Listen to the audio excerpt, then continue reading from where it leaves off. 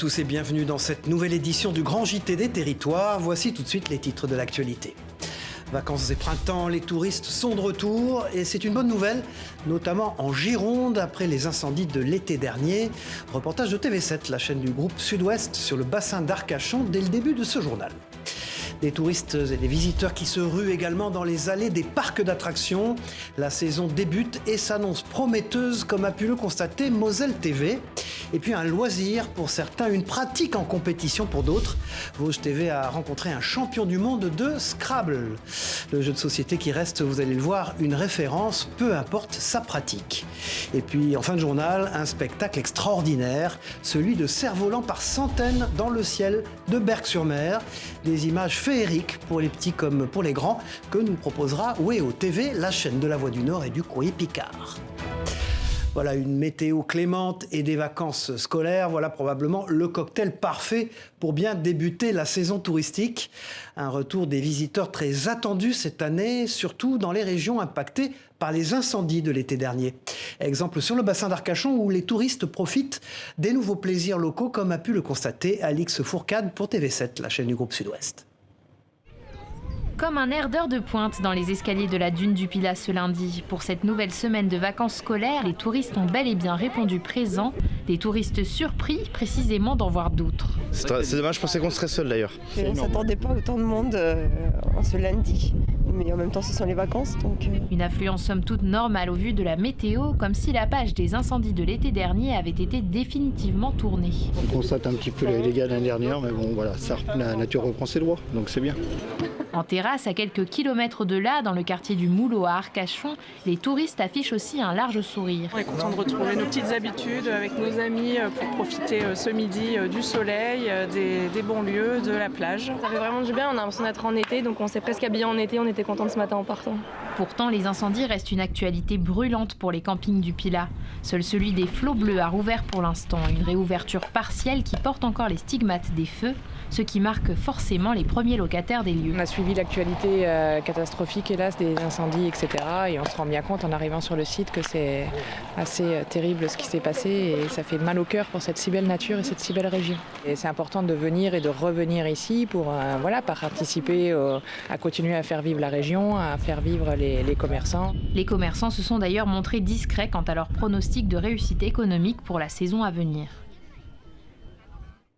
Voilà, il n'y a pas que la très belle dune du Pilat qui a vu revenir les touristes en ce mois d'avril. Les parcs d'attractions, eux aussi, après une pause hivernale bien méritée, les sites reprennent du service.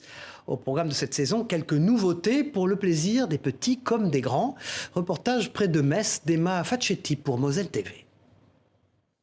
C'est l'effervescence à Walligator. Des dizaines de personnes passionnées d'attractions attendent déjà devant les grilles 20 minutes avant l'ouverture. On s'est dit que c'est sympa d'aller voir le parc qu'on n'a jamais vu pour emmener le gamin, faire une sortie en famille. C'est notre première fois dans ce parc, en fait on va le découvrir. On a organisé ça il y a 2-3 mois je pense, on voulait le faire. Et dès l'entrée, une surprise de taille attend les visiteurs. L'allée centrale a été complètement transformée en village des explorateurs. C'est à partir d'ici que vous allez pouvoir commencer vos expéditions dans le parc, dans les diverses zones thématisées et à venir. Vous allez pouvoir voir le village des curiosités, vous allez pouvoir tomber sur un motel ou une bonbonnière. Au total, plus d'1,2 million d'euros ont été investis dans la thématisation du parc. Cette Main Street, on est peu de parcs à pouvoir en avoir. Et on arrive ici sur cette place des explorateurs avec le cercle des explorateurs, ce restaurant, parce qu'il faut prendre des forces, bien entendu, avant de partir à l'aventure.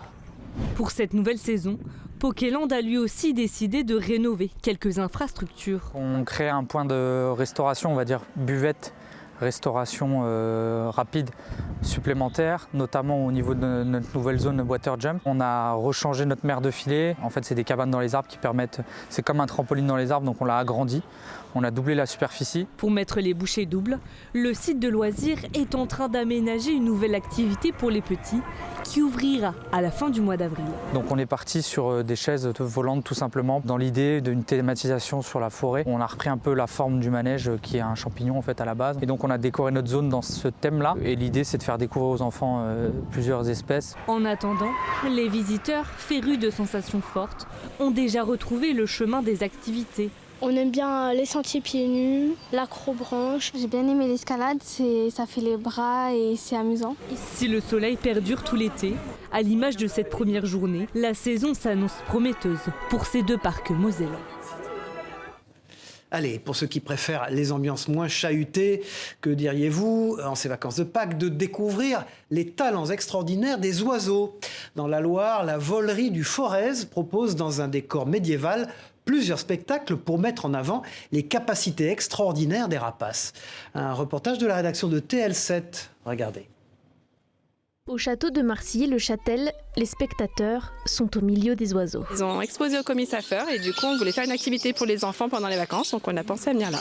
Très sympa, franchement beaucoup d'oiseaux, très variés. Non franchement c'est vraiment sympa. Qu'est-ce que vous allez voir?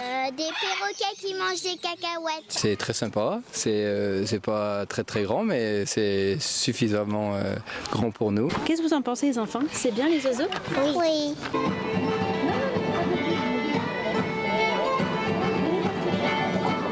La volerie du Forez accueille maximum 200 personnes. En plus de la visite du site, ils ont droit à 2 spectacles par jour.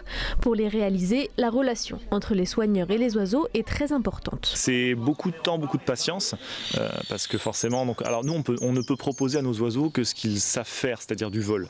Mais nos oiseaux font pas du tout du vélo ou des choses comme ça, ils ne font que ce qu'ils savent faire, c'est-à-dire voler. Pour y participer, Fenrir, ce faucon gerfaut, a eu besoin de 2 mois d'entraînement. La durée ne change pas en fonction de la race, mais en fonction de l'individu. Et celui-ci est plutôt docile. Comme je savais que vous alliez approcher le micro, la caméra, ce que j'ai fait, c'est que je lui ai mis ce qu'on appelle un chaperon. Le chaperon, c'est un masque de cuir qui permet d'occulter complètement la vision du rapace. Et un rapace qui ne voit pas ce qui se passe autour de lui, il ne peut pas en avoir peur. Donc il se détend. Comme Syrah, un oiseau sud-américain qui passe à la pesée. 1,8 kg la bébête, parfait. Alors tout ce qui vole est léger, donc c'est pas très lourd effectivement. Petite récompense, t'as bien fait, c'est très bien. Ça c'est mes doigts, voilà merci. À la volerie, il y a aussi des naissances, et cet oisillon est né il y a seulement 3 heures. Ne soyez pas surpris, à la volière il y a aussi d'autres animaux. Une des nouveautés de cette année, ce jeune chameau de 4 ans. Voilà, et si la pleine saison touristique est encore loin, les professionnels se préparent déjà pour le rush estival. Et parmi eux, certains s'inquiètent comme les restaurateurs qui peinent à recruter. Alors pour changer l'image du métier et séduire les candidats, les initiatives se multiplient. La preuve en Bretagne, où des demandeurs d'emploi se sont glissés dans la peau de professionnels le temps d'un service. L'occasion pour eux de découvrir le travail en cuisine ou en salle. Les précisions avec ce sujet de Mathilde Keméder sur place.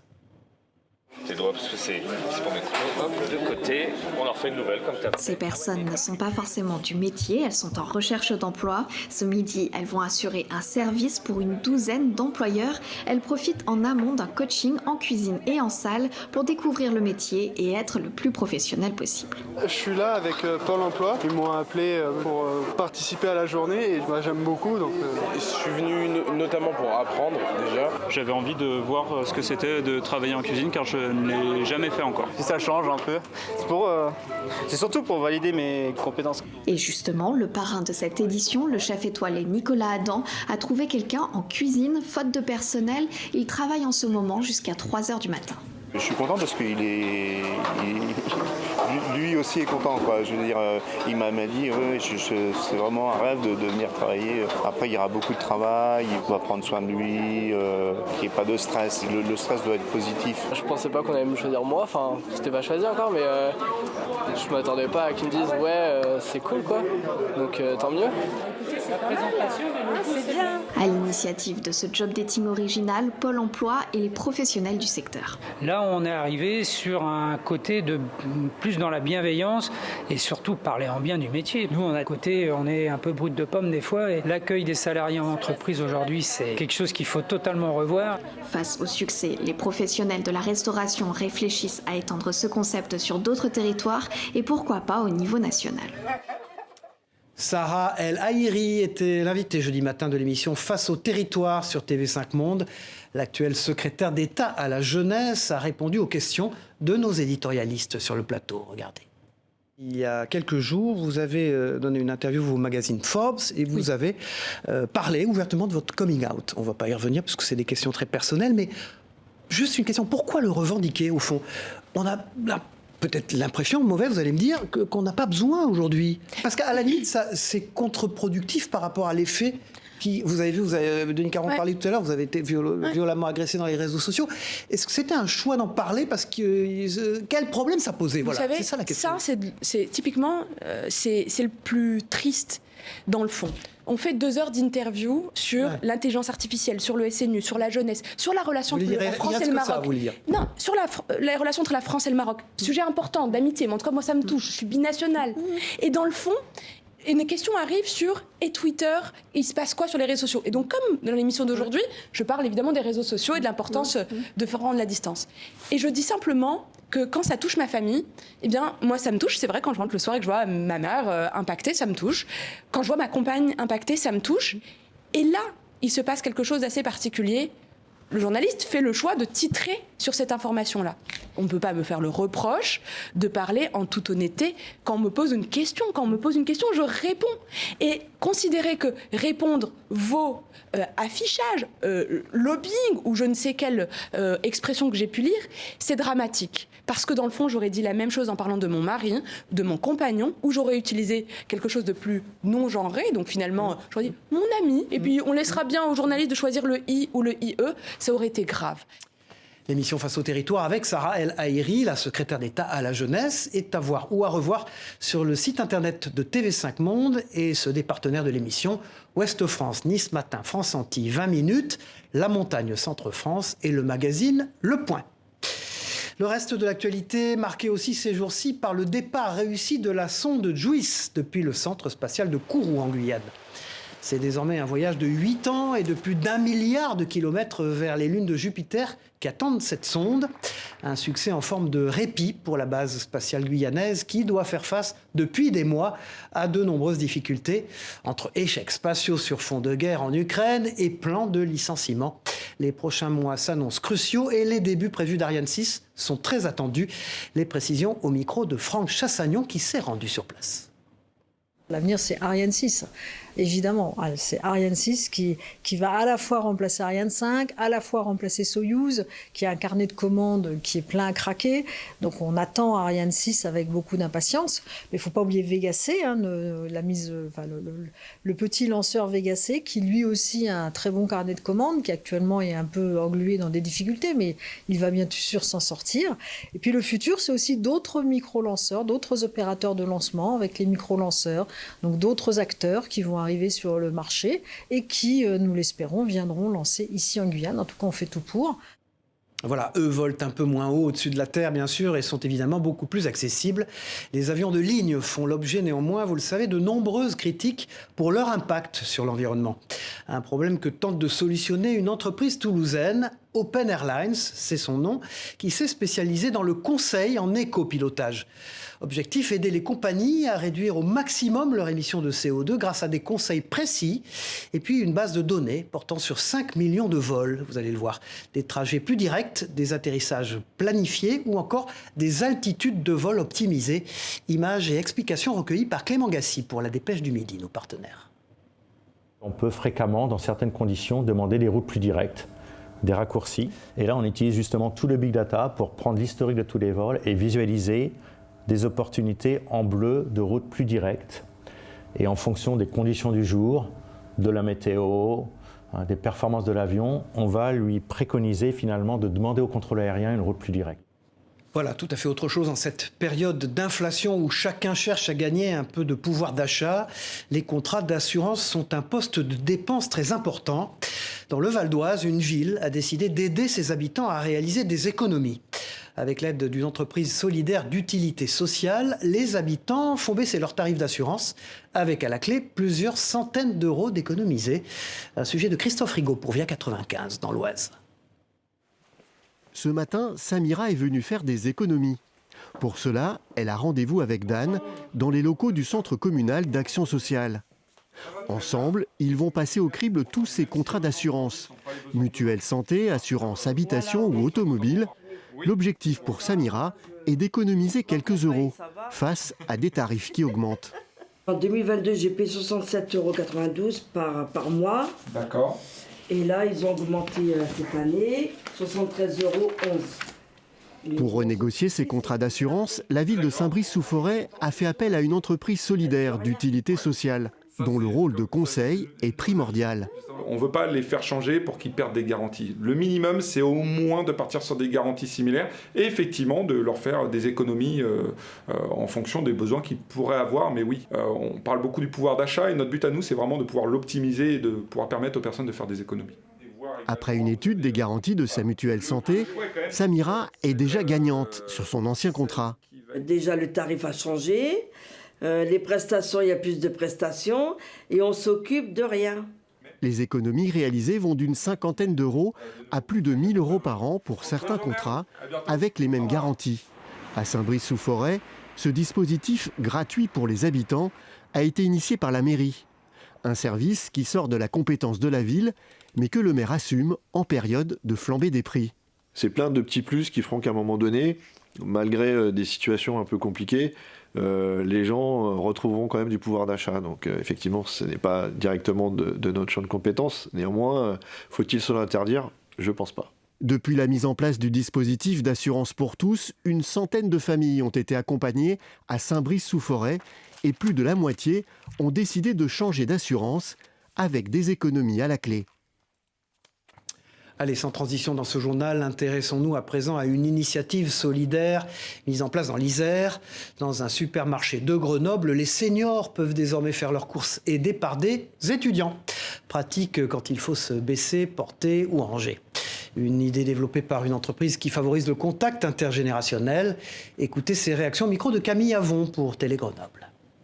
Je suis contente parce que je rencontre beaucoup de personnes, on peut beaucoup parler, en plus je suis quelqu'un qui parle beaucoup. C'est vraiment des super moments et c'est jamais une contrainte ou quoi que ce soit. Et à chaque fois même, je serais prête à rester beaucoup plus longtemps. Ça fait très longtemps que je viens, oui. Ils ont toujours été très gentils avec moi, alors c'est pour ça que je ne peux pas ne pas venir ici. Voilà une bien belle initiative qui a profité jusqu'à présent à plus de 600 personnes à Grenoble. Et si vous vous formiez à l'apiculture, voilà un projet surprenant proposé par une association dans la Sarthe. Elle s'adresse à des stagiaires curieux de mieux connaître le métier et d'en savoir un peu plus sur la biodiversité locale. Un sujet d'Enzo Maubert pour LMTV Sarthe. Dans la vie, ils sont maraîchers, conseillers Pôle emploi ou professeurs. Mais voilà que depuis plusieurs mois, ces stagiaires se forment au b.a.-ba du métier d'apiculteur. Donc la reine a le point blanc. Tout l'hiver, on est resté au chaud, on va dire, et puis on a vu tous les aspects théoriques de la vie de la colonie. Et puis maintenant, voilà, c'est le grand jour et on enfile la vareuse et trop contente quoi, de mettre la main un petit peu à la pâte et puis de découvrir vraiment cet univers-là. Moi, je suis très contente de ça. Et ça commence par savoir nettoyer une ruche. Il faut la nettoyer au chalumeau. Faut pas avoir peur de noircir le bois, c'est pas un problème. Une étape importante car bientôt, les stagiaires recevront leur propre colonie qu'ils vont devoir transférer d'une ruche à l'autre pour l'élever. C'est le cas classique, on reçoit une ruche avec une colonie qui a été hivernée, donc on vient d'acheter une colonie, on reçoit en général au mois d'avril, donc nous sommes dans la période, et la ruche elle est consignée, il faut qu'on redonne la ruche. Donc il faut transférer la colonie dans une ruche à nous. Une vie en miniature, cachée, que beaucoup découvrent pour la première fois. En fait, on partage la même curiosité que les apiculteurs qui sont quand même des habitués. C'est-à-dire qu'à chaque fois qu'on soulève le couvercle de chaque ruche, là, on se dit qu'est-ce qu'on va découvrir, qu'est-ce qu'on va voir. La plupart des stagiaires n'ont pas vocation à se reconvertir. L'objectif est surtout de les sensibiliser à la biodiversité. Notre idée, c'est essayer de faire passer le message que moins de traitements chimiques, moins d'interventions possibles et donc multiplier le nombre de colonies en ayant chacun au moins une ou deux colonies. Nos stagiaires donc, permettent d'essaimer, c'est le cas de le dire, d'essaimer dans la Sarthe toutes nos colonies d'abeilles noires. Et ce qu'on veut, c'est réintroduire cette abeille noire qui était l'abeille noire locale d'origine. Si vous voulez vous aussi devenir apiculteur amateur, un nouveau cycle de formation aura lieu à partir d'octobre 2023. Indémodable, le Scrabble est encore aujourd'hui le jeu de société le plus vendu en France. Et en plus des parties en famille et entre amis, le célèbre jeu de lettres est aussi exercé en compétition. Le département des Vosges accueillait il y a quelques jours le championnat de France de la discipline. L'occasion pour Vosges TV de rencontrer un vice-champion du monde et un champion du monde, rien que ça, de cette spécialité. Un reportage de Nicolas Brédard. Ce bruit des petits carrés de plastique qui s'entrechoquent vous est familier et c'est bien normal. Le Scrabble reste aujourd'hui le jeu de société le plus vendu en France pour une pratique loisir ou en compétition, comme en ce long week-end de Pascal à Golbey où se déroulait la 41e édition des championnats de France classiques, comprenez comme à la maison, en 1 contre 1, mais avec 21 matchs ou rondes en 3 jours. La discipline se porte plutôt bien. On fêtera nos 50 ans en 2024. On a un peu plus de 13 000 licenciés actuellement, 13 100. On en avait un peu plus de 15 000 avant le Covid et on est en train de récupérer les licenciés petit à petit. On essaye d'avoir de plus en plus de jeunes. On travaille aussi avec le ministère de l'Éducation nationale. On a une convention avec eux. D'ailleurs, samedi était organisé un Scrabble en simultané au niveau national au profit des scolaires. Sur ces images, une vingtaine de joueurs y a pris part au sein du collège Guy Dolmer de Mirecourt. Une partie des bénéfices servira à financer le déplacement des jeunes au championnat de France. 6 jeunes Vosgiens y participeront. L'un d'entre eux suivra peut-être le chemin de Gauthier Houillon qui a débuté le Scrabble à Golbey et est devenu l'an passé vice-champion du monde francophone. J'ai commencé tout petit, je jouais avec mes parents, comme ça peut arriver à de nombreux enfants je suppose, et un jour on a vu une annonce dans un journal pour un tournoi ici à Golbey. On y allait et voilà, on y est toujours, c'était il y a plus de 12 ans maintenant. Qu'est-ce qui vous bottait et qui vous botte encore dans le Scrabble ? Quand on est jeune, qu'on fait les championnats jeunes, qu'on revoit un peu toujours les mêmes personnes, forcément ça crée une émulation, de belles amitiés. L'amitié, le plaisir d'apprendre et surtout la compétition, c'est ce qui anime le champion de France en titre et double champion du monde Benjamin Valour, venu lui du Nord-Pas-de-Calais et qui a découvert le Scrabble plus tardivement. J'ai eu un accident de voiture à mes 20 ans et j'étais cloîtré longtemps chez moi et du coup j'ai cherché un jeu sur internet et j'ai trouvé le Scrabble sur internet et je me suis mis au Scrabble comme ça. J'ai toujours aimé les mots, je me souviens que ma tante me disait tout le temps que je me promenais avec un dictionnaire quand j'étais jeune. J'ai envie d'être celui qui est le plus titré au monde. On est plusieurs à avoir 2 titres de champion du monde et donc j'aimerais bien aller conquérir le 3e. Cette année c'était en Suisse à Bulle.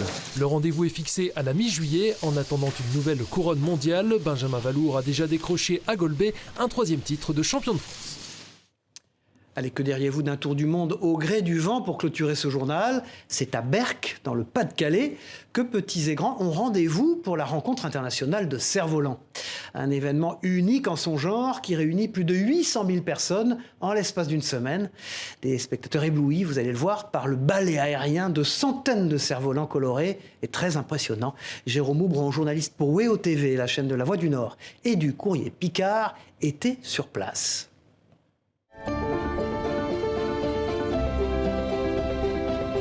Le ciel de Berck semblerait presque trop étroit, tant ils sont imposants.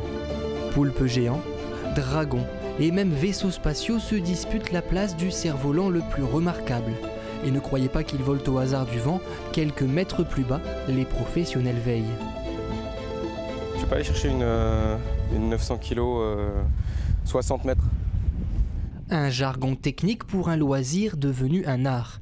Yvonique et son équipe s'apprêtent à lancer une douzaine d'oursons. Il s'agit de ne pas s'en mêler les ficelles entre participants.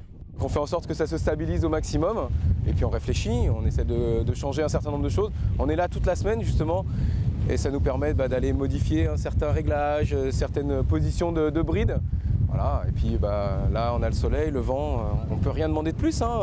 À part peut-être un autre ours, l'une des pièces maîtresses du cerf-voliste, 12 mètres de long pour plusieurs kilos de tissu, tente de quitter le sable. Le vent il est un tout petit peu trop fort mais ça va le faire. Là l'intérêt c'est qu'il va se gonfler très très vite. Vous pouvez regarder, là il va avoir sa forme dans. Voilà, là c'est bon, il est rempli d'air et maintenant on va pouvoir le lâcher un petit peu. Et voilà, une raison de plus de garder le nez en l'air. Ça tombe bien, il y a de quoi faire aujourd'hui. Voir plus d'une centaine de cerfs-volants en même temps et au soleil, ça n'a pas de prix. C'est joli, c'est plein de couleurs. En plus, il fait beau. Non, c'est agréable, chouette. C'est vraiment chouette. Depuis le temps que j'en rêvais. Et on est là. Et vous n'êtes pas les seuls. 24 délégations sont venues de partout dans le monde pour partager leur passion et faire de Berck la capitale du cerf-volant. Moi, il y a une image qui m'a marqué l'an passé. Il y avait beaucoup de vent et sur la même ligne, il y avait 4 nationalités qui s'entraidaient. C'est vraiment l'esprit parce que dans les rencontres et dans le titre, je veux dire, il y a ce mot rencontre qui est très fort. On est des grands enfants. Voilà, il n'y a que la taille et le prix des jouets qui ont changé. Des âmes d'enfants et l'esprit de compétition qui va avec. Cette semaine, les 36e rencontres comptent bien battre un record, faire voler ici une 40aine de poulpes en simultané.